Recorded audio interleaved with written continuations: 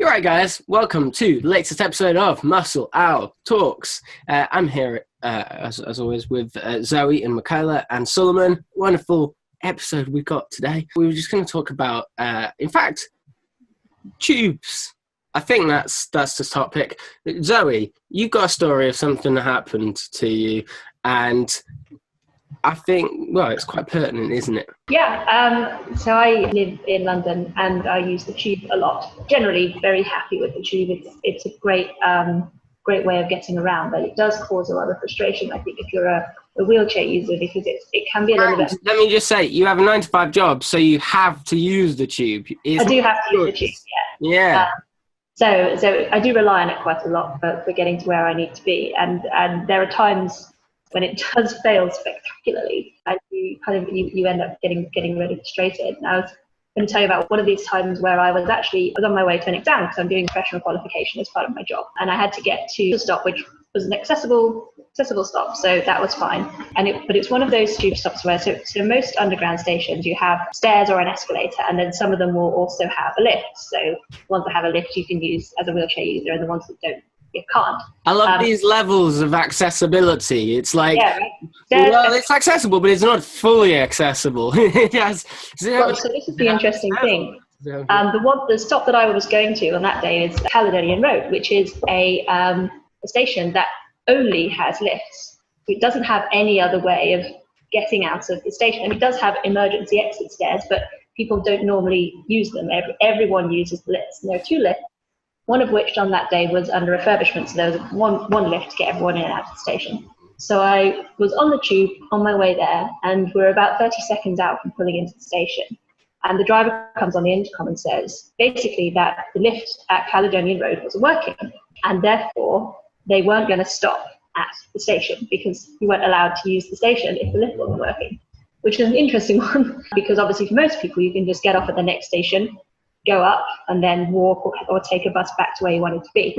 However, the next station, and in fact the next 8 or 9 stations after that, were not wheelchair accessible. Now, had we been able to stop at Caledonian Road, I could have got on a train going back the other way and gone back to the previous stop, which was also accessible, and got off there. But the fact that they didn't stop at the station at all, and that I was then stuck on the train for another 45 minutes to an hour, ended up in zone 5, which was where the next accessible stop was, and had to get off there and get a cab to come back, and ended up being an hour late from like that.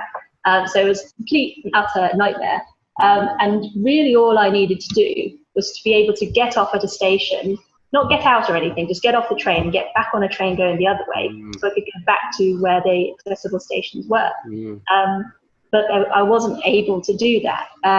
There were a couple of stations where members of staff came and met me and said, oh, we can help you get off the train. And I'm there going, well, how? Because there's a step down. And they said, oh, well, we can help you get down the step. And I'm like, yeah, but now you can't help me get back up the step to get on the other train. But it's kind of a moot point, really.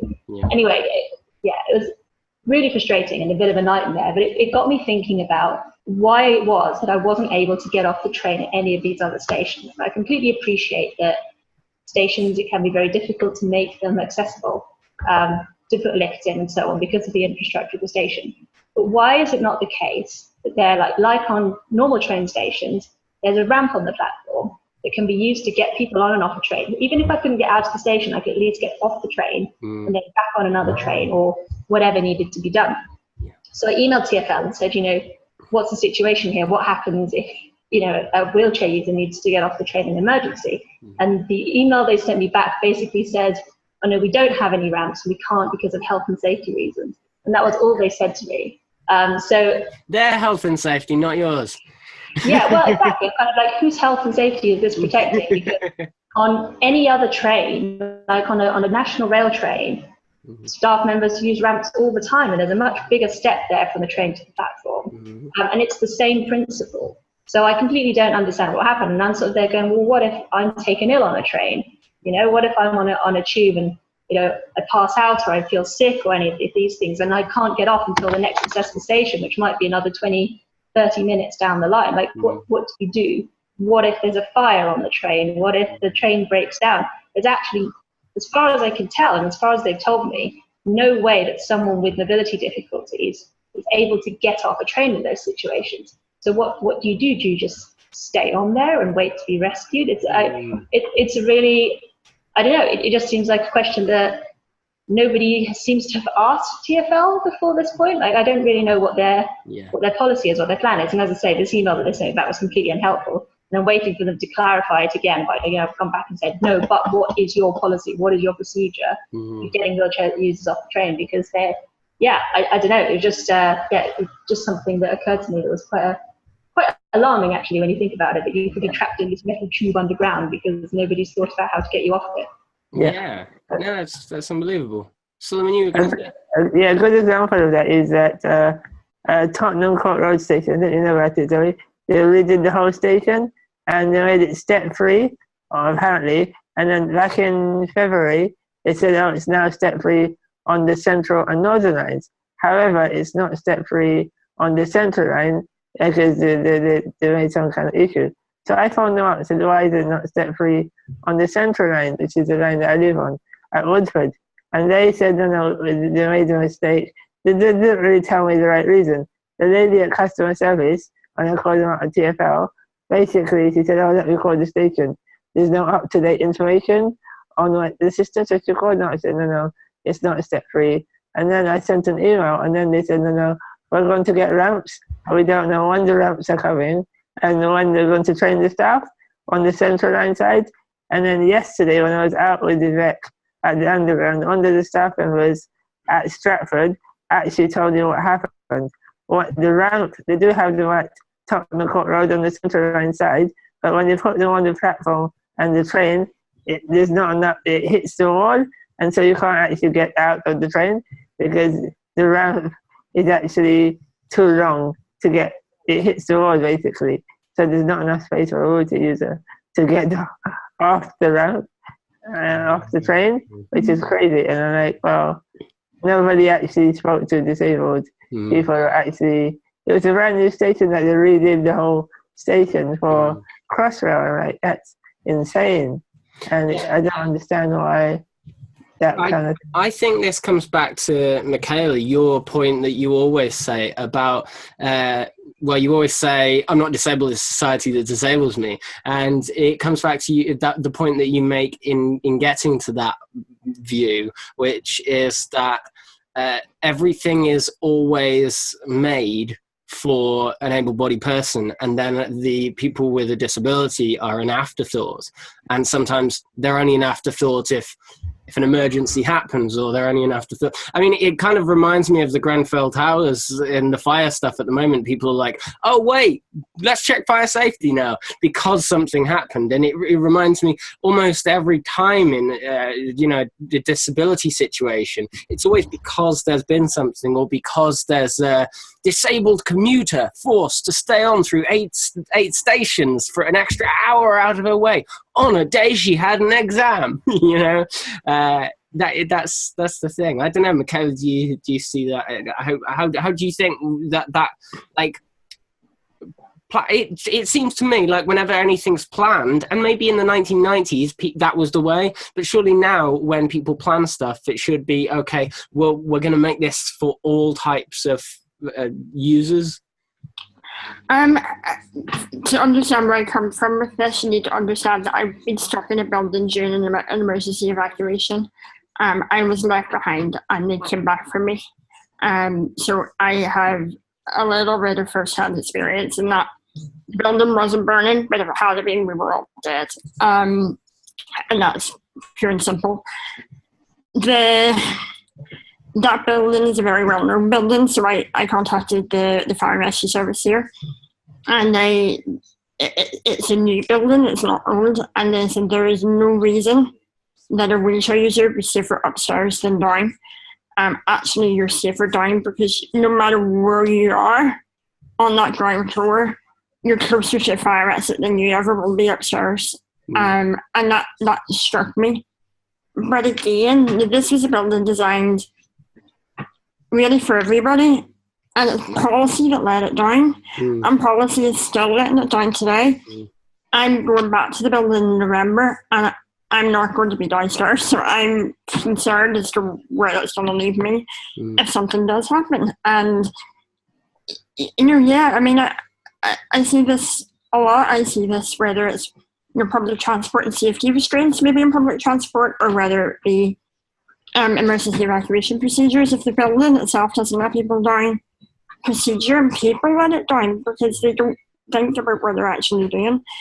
And in the case of Sullivan's point, put a raised floor in, make the floor a bit higher, let people on. It's not hard, a ramp is not always needed. There are always other alternatives. And actually, I probably prefer a raised floor because it's easier to get up and down.